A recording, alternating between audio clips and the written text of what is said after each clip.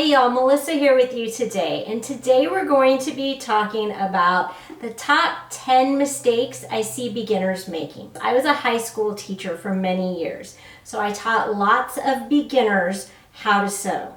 And here are some of the mistakes that were very common. So many people were making them, and I want to share to make sure that you're not making them. The first types of mistakes had to do with the wrong supplies. So at its most basic level, sewing is fabric, thread, and sewing needles and your sewing machine to put something together. So I would see beginners go to the store and come back with the wrong fabric, and that is the first mistake. So if you are going in and you're entranced by like the shiny fabric or the really furry plush stuff, stop. That's not beginner fabric. If you've never sewn before, you're going to frustrate yourself starting with something like a silk. Instead, what you want to look for is something like quilting cotton. There's tons of this in most sewing stores. It's not too thick and it's not too thin. It comes in tons of different prints, so you can find one that you like, and this is going to be very easy to work with. Also, it doesn't stretch.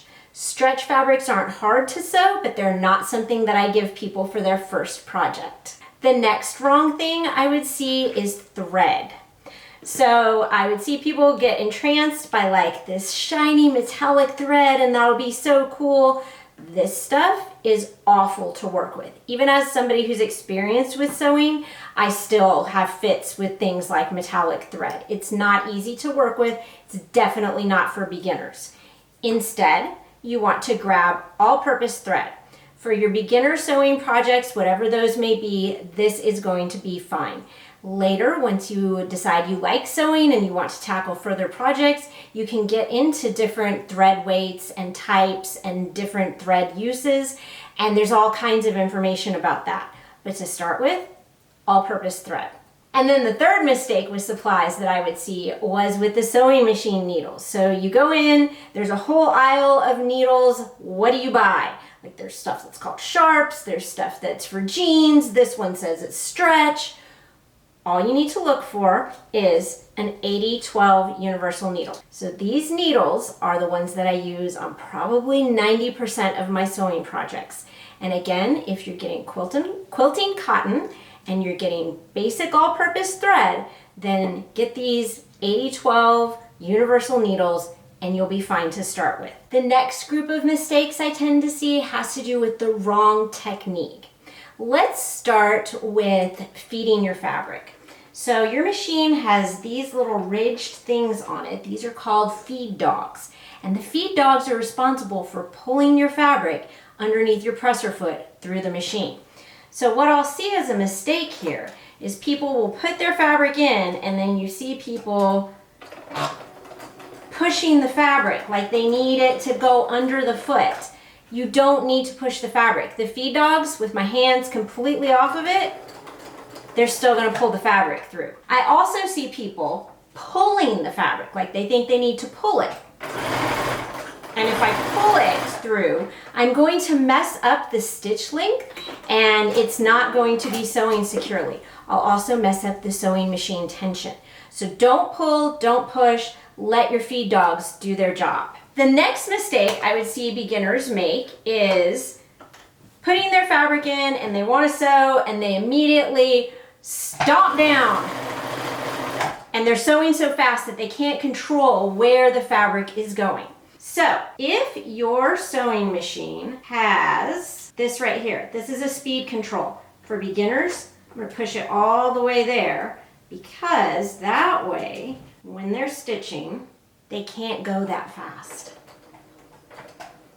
I'm pushing pedal to the metal and this is as fast as I can go. And that lets you start figuring out how to feed the fabric, how to keep tension on it. The next mistake I see is not using these guidelines on your sewing machine and instead watching the needle. So if you're somebody who knows how to drive, one of the first things you learn when you're learning how to drive a vehicle is not to watch the line on the road or directly in front of your car because you'll start swerving all over the place. The same thing kind of applies to sewing. You can't watch directly at your needle. In fact, that's why I've added a sticker to my machine with guidelines further back, because I'm trying to line my fabric up to that line back here, not up here at the needle. If I'm watching the needle, unless I'm going really slow, and even sometimes if I'm going really slow, I'm gonna swerve my fabric all over the place, the same way I would swerve a car if I was watching right in front of the car. You have to set your sights out a little further. So in a car, you're looking further past the car and where you're going. And in the sewing world, you're looking further back and you're trying to line up your fabric before it gets to the needle. Another frustrating mistake that I would see beginners make all the time is this one. So what I would see is people would stop with the needle up and they would pull their fabric out and cut the thread, and then they would go to sew the next seam, and what would happen is the needle would unthread itself. So here's a trick to make sure your needle doesn't unthread itself. When you're finished sewing your seam, there is a little take-up lever that goes up here, and you want to make sure that before you cut your thread that this take-up lever is visible up here. So you're going to turn your flywheel towards you until you see that lever up at the top, and then you can lift your presser foot and you can pull your fabric out. And that will be enough thread so that next time when you start sewing, you don't have your needle unthread itself. The final category of mistakes that I tend to see beginners make is in choosing the wrong project, parts of the project selection. So you've learned how to sew like a pillowcase, you can operate your sewing machine, you can sew some straight lines, you decide it's time for me to sew some clothes for myself because that's what I really want to sew. And that's great, and you're probably ready for it at that point. But then you get to the store and you start looking at the patterns and you're like, oh my gosh, this is a gorgeous dress. I need to make this one. This is not a beginner dress. This dress has boning. This dress has the faux corset in the front. It's got zippers in the back. The skirt has a separate zipper. You're not ready for this yet. So what you need to do instead is look for something more simple. Pajamas are often simple, particularly pajamas that are made from woven fabrics, not stretch fabrics. And a lot of times the patterns will be labeled as easy patterns. Those are the ones you want to look for.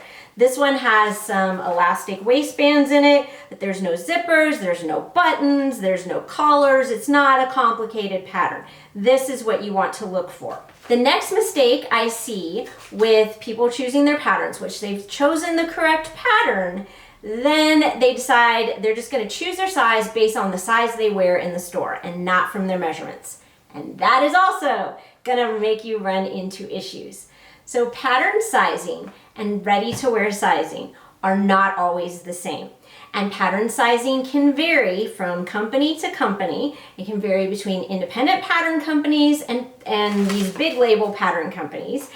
And ready-to-wear sizing doesn't stay consistent amongst ready-to-wear brands. So if you've ever been into one store and you wear a size 10 in that store, and then in another store you wear a size 12, you know that it is not consistent in ready-to-wear brands. The ready-to-wear brands versus the pattern measurements, completely different. I will tell you that a lot of times in ready-to-wear, I will go into the store and I wear a size 4 to 6. And in patterns, I'm gonna be somewhere between an 8 and a 12, depending on whether it's for the top or the bottom, and I'm gonna have to make adjustments. So what you want to do instead of just looking for your ready-to-wear size on the pattern, you want to actually properly measure yourself.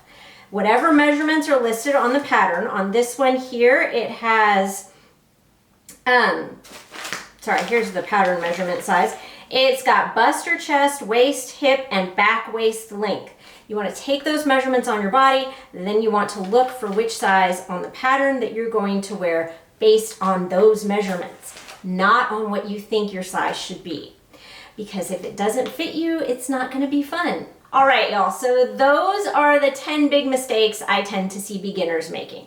I see people grabbing the wrong fabric, the wrong thread, the wrong needles, having wrong techniques on their sewing machine, like pushing and pulling, going too fast, stopping with their lever up and unthreading it, watching their needle instead of trying to line their fabric edges up before it gets to the needle. And I also see people picking the wrong projects. So choosing complicated patterns for the wrong materials and then choosing the wrong sizes. If you can avoid those 10 things, you're going to have a much more pleasant introduction to sewing. And in fact, I have a whole playlist just about learning to sew for beginners. It's going to start with the parts of your machine and how to thread it, and then step you up in projects that get progressively a little more difficult and you learn more skills so that you can be confident in using your sewing machine.